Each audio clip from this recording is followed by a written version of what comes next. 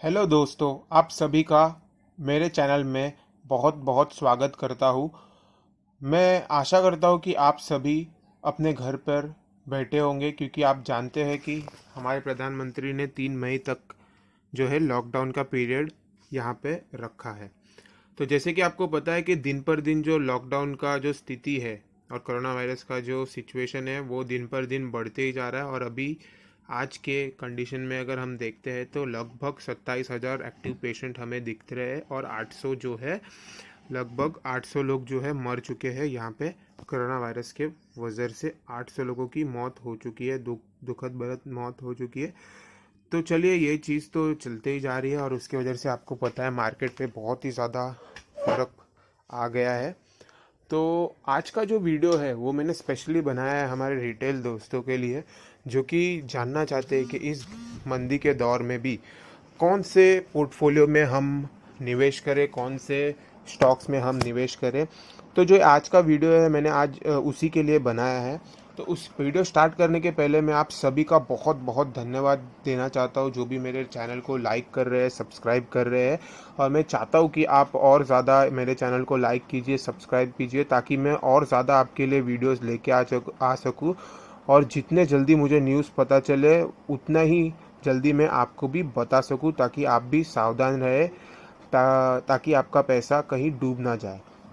तो मैं आपको इसी के साथ शुरू करता हूँ। जो आज का वीडियो है मैंने इस पोर्टफोलियो पे बनाया है, जैसे कि बहुत सारी जो कंपनियां हैं जो बहुत अच्छी भी है और डेप्थ फ्री कंपनी है। जी हाँ, आज का जो पोर्टफोलियो में मैं आपको स्टॉक्स बताने वाला हूँ वो 3 सेक्टर से डेप्थ फ्री कंपनी के बारे में आपको बताने वाला हूँ। एक आईटी सेक्टर है, दूसरा है ऑटो सेक्टर, तीसरा है इंडिपेंडेंट मोनोपोली सेक्टर है जहाँ पे वो अकेली कंपनी काम करती है। तो चलिए आज का वीडियो शुरू करते हैं। वो कौन से स्टॉक्स है जो कि डेप्थ फ्री है और बहुत ही अच्छी कंपनी है, जिसमें हमें निवेश जरूर करना चाहिए और वो भी लॉन्ग टर्म के लिए। तो सबसे पहले हम देख लेते हैं आईटी सेक्टर से।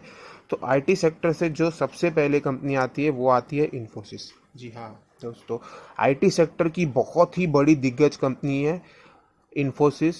आईटी सेक्टर में टॉप सेकंड पे आती है ये इन्फोसिस कंपनी। यहाँ पे बहुत सारे क्लेम्स यहाँ पे लग चुके थे, इसके वजह से ये जो शेयर है वो नीचे गिर चुका था। पर अगर आप इसका लॉन्ग टर्म का चार्ट देखें, 6 महीने का अगर आप चार्ट देखते हो, तो ये ऊपर ही जा रहा था। ये कोरोना वायरस के सिचुएशन की वजह से नीचे आ चुका था और इस पे बहुत सारे फॉल्स एलिगेशन लग चुके थे, आपको पता है, विसल ब्लो के वजह से। इसके वजह से भी ये कंपनी गिरी थी। पर दोस्तों मैं आपको बताना चाहूँगा, लॉन्ग रन में बहुत ही ज़बरदस्त कंपनी है, इनकी मैनेजमेंट बहुत ही ज़बरदस्त है। आपको इस पे कोई भी शक करने की ज़रूरत नहीं है। लॉन्ग टर्म में बहुत ही अच्छा ये आपको फ़ायदा दे के जाएगी। अगर 5 ईयर का आप ग्राफ देखते हो, लग ऊपर ही जा रहा है ये ग्राफ।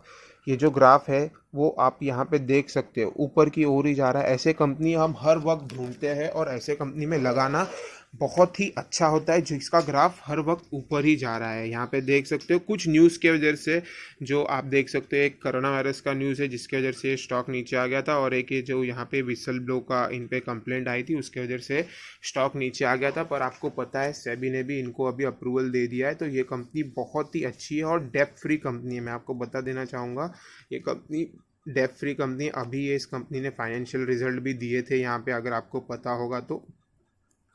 अच्छा खासा ये क्वार्टर में थोड़ा सा इनको नुकसान हुआ था, जो कि लगभग ना के बराबर ही था। तो इसके लिए मैं आपको ये पहली कंपनी बताना चाहूँगा जो कि आईटी सेक्टर में डेप्थ फ्री है।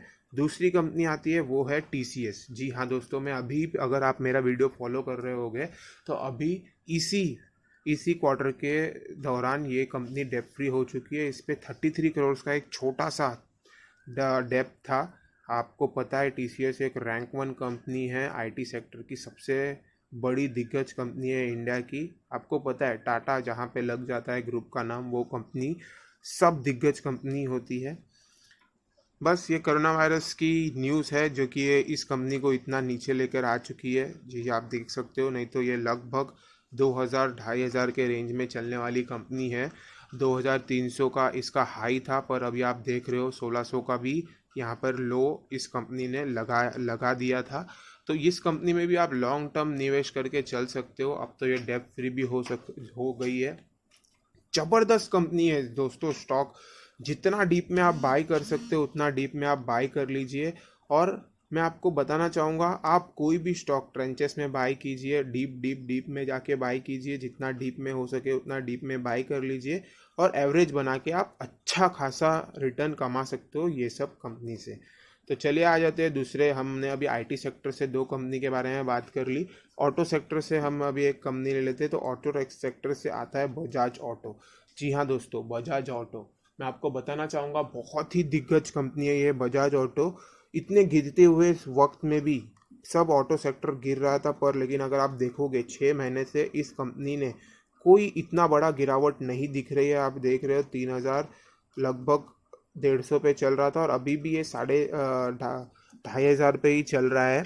इतना ज़्यादा गिरावट नहीं है। डेप फ्री कंपनी है, इंडिया और ऑल ओवर वर्ल्ड में बहुत अच्छा मार्केट शेयर है इसका। मैं आपको बताना चाहूँगा बहुत ही अच्छा मार्केट शेयर है इस कंपनी का। जैसे ही कुछ पॉजिटिव यहाँ पे न्यूज़ आने लगेगी ये शेयर सबसे पहले भागेगा, मैं आपको बता देना चाहूँगा। तो इसलिए जितना हो सके उतना आप डेप में इस कंपनी को भी बाय करके रख लीजिए। तो चलिए आ जाते हैं तीसरे सेक्टर जो कि है यहाँ पे मोनोपोली ये बिजनेस काम करता है Indian railway catering and tourism corporation, IRCTC। मैं आपको बता देना चाहता हूँ इस सेक्टर में ये अकेला ही इंडस्ट्री लीडर है, कोई इसको टक्कर देने वाला आजू बाजू में कोई भी नहीं है। पर ये सेक्टर ये जो स्टॉक है बहुत ही ज़्यादा ऑपरेटर के थ्रू चलाया जाता है, तो इसमें आप ध्यान से निवेश कीजिए। यहाँ पे आपको पता होगा कि जब मार्केट गिर रहा था ये लगातार यहाँ पे अपर सर्किट पे सर्किट लगा रहा था। ऑपरेटर्स का बहुत ही ज़्यादा हाथ है इस स्टॉक पे।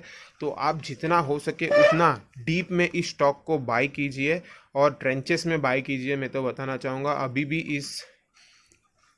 इनका जो बिज़नेस है वो लगभग अभी भी बताया जा रहा है, जैसे न्यूज़ में आ रहा है कि 3 मई के बाद भी इंडियन रेलवे को नहीं खोला जाएगा पब्लिक के लिए।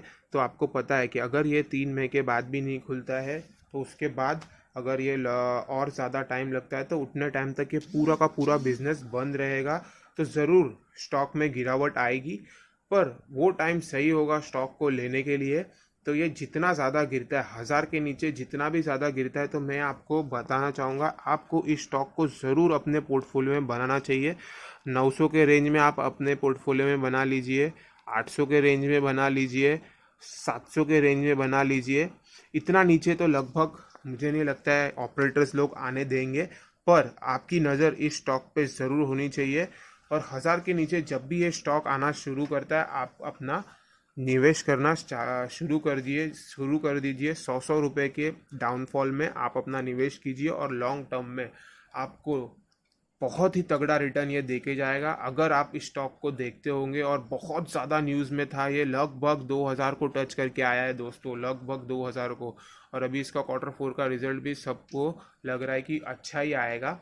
तो मैं आपको बताना चाहूँगा ये कंपनी जो है अपने इंडस्ट्री की अकेली कंपनी है जो इसको कोई टक्कर देने वाला नहीं है। और आपको पता है इंडियन रेलवे ऑलमोस्ट बैकबोन है इंडिया की, हर जगह हम उसे यूज़ तो करते ही है, छोटे से लेके बड़े लोग यूज़ करते ही है। इनका केटरिंग एंड टूरिज्म का भी अच्छा खासा बिजनेस है। इसके लिए मैं आपको इस स्टॉक को अपने पोर्टफोलियो में जगह देने की ज़रूर नॉलेज दूंगा और मैं आपको बताऊंगा कि जितना हो सके उतना आप इस स्टॉक को खरीद लीजिए।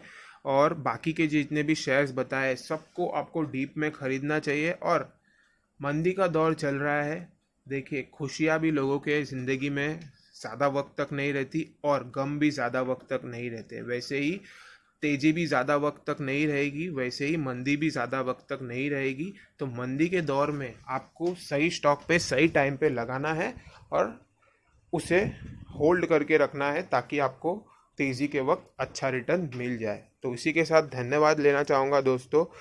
धन्यवाद मेरे चैनल को सुनने के लिए। जितना हो सके उतना लाइक कीजिए, सब्सक्राइब कीजिए। Thank you.